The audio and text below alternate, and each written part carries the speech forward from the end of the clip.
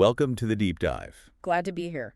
So today we're looking at, well, a pretty fundamental question for investors. How strong is the U.S. really, especially as a place to put money into technology? Right. And you listening, you want that knowledge fast and you want it thorough. So that's the plan. Exactly. We're going to use a specific lens for this. A major investment agreement that was announced between the United States and Saudi Arabia. Yeah, that's our source material for this deep dive. It gives us a concrete example of, real-world capital flow and sentiment.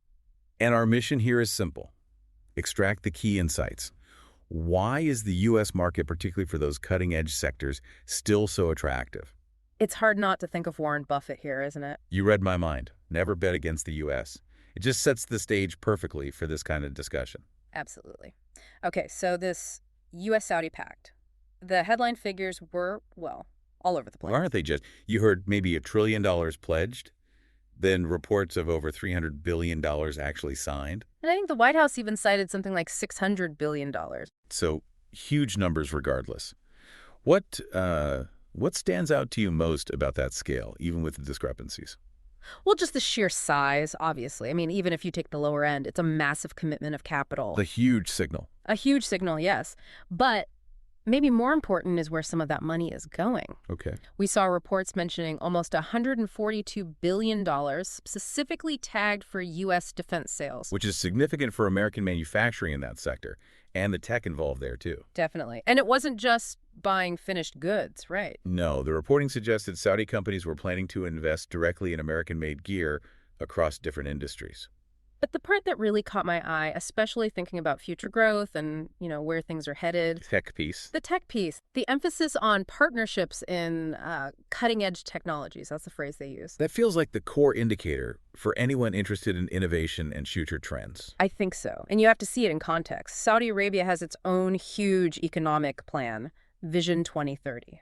Right, something like a nearly $2 trillion transformation effort. Exactly. And a key goal is attracting, I think, $100 billion in foreign direct investment annually by 2030. They need partners. So for them to deliberately channel significant investment towards U.S. cutting-edge tech, what does that tell us? It tells us they see leadership there. It signals a strong belief that the U.S. is still the place to be for advancements in AI, biotech, advanced materials, you name it. Those key future-facing sectors. Precisely, where the U.S. arguably holds a real competitive edge. And it wasn't only tech, though that seems central. The pact apparently also covered energy, aerospace. Even sports, interestingly enough. It shows the breadth, the diversity of the U.S. economy. Yeah. So for you, the listener, trying to connect the dots and spot those future opportunities, this focus on cutting-edge tech from a major global player like Saudi Arabia. It's powerful validation. It reinforces the idea of the U.S. market's underlying strength and its potential for ongoing innovation. It feels like a tangible example of that Buffett confidence we mentioned earlier. I agree. Think about it. A nation with vast resources, undertaking its own massive economic shift, is choosing to deeply partner with and invest in American technology. They're betting on U.S. innovation continuing. It aligns perfectly with that long-term bullish view. It's a bet on continued market leadership from the United States. Okay, so pulling it all together. Yeah.